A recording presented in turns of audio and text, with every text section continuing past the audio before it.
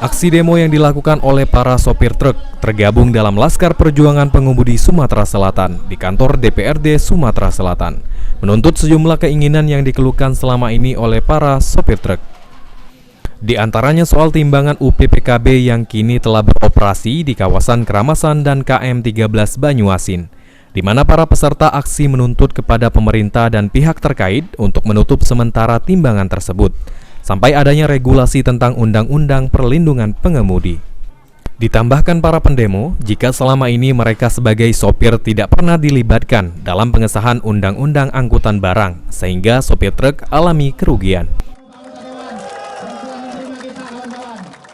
Instansi terkait pemerintah, baik itu dari kementerian, menutup sementara pengoperasian tersebut sampai dengan adanya regulasi aturan undang-undang hukum tentang perlindungan pengemudi. Jadi tuntutan kami satu, undang-undang perlindungan pengemudi yang mengatur situ kesejahteraan untuk pengemudi, salah satunya adalah ketetapan tarif ongkos minimum bagi angkutan barang.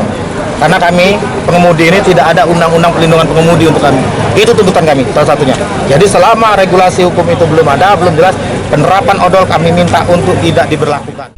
Atas keluhan yang disampaikan oleh para sopir truk, DPRD Sumatera Selatan diwakili oleh salah satu anggotanya, Saiful Padli, menjelaskan jika dirinya akan mengajak pemerintah dan para sopir truk untuk duduk bersama menyelesaikan keluhan para sopir truk.